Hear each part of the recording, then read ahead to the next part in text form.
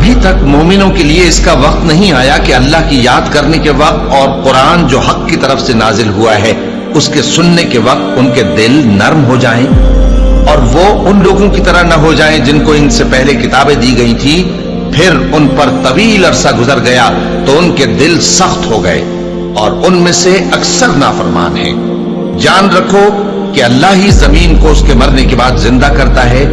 ہم نے اپنی نشانیاں تم سے کھول کھول کر بیان کر دی ہیں تاکہ تم سمجھو۔ جو لوگ خیرات کرنے والے ہیں، مرد بھی اور عورتیں بھی، اور اللہ کو نیک نیتی سے قرض دیتے ہیں، ان کو کئی گنا ادا کیا جائے گا اور ان کے لیے عزت کا صلہ ہے۔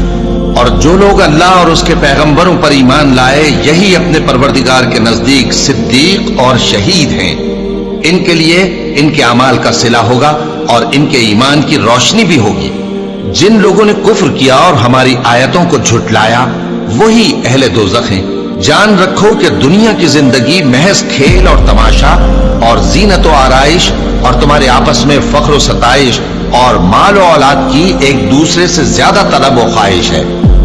اس کی مثال ایسی ہے جیسے بارش کہ اس سے اگنے والی کھیتی کسانوں کو بھری لگتی ہے، پھر وہ کھیتی خوب زور پر آتی ہے، پھر اے دیکھنے والے تو اس کو دیکھتا ہے کہ پک کر زرد پڑ جاتی ہے، پھر چورا چورا ہو جاتی ہے۔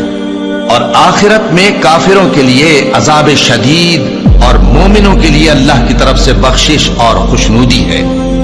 اور دنیا کی زندگی تو دھوکے کا سامان ہے۔ بندو اپنے پروردگار کی بخشش کی طرف اور جنت کی طرف لپکو جس کا عرض آسمان اور زمین کے عرض کا سا ہے، اور وہ ان لوگوں کے لیے تیار کی گئی ہے جو اللہ پر اور اس کے پیغمبروں پر ایمان لائے ہیں۔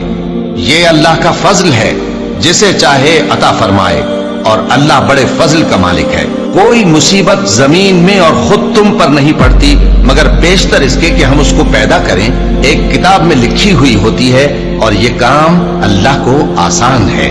تاکہ جو فائدہ تمہیں حاصل نہ ہو سکا اس کا غم نہ کھایا کرو، اور جو تم کو اس نے دیا ہو اس پر اترایا نہ کرو۔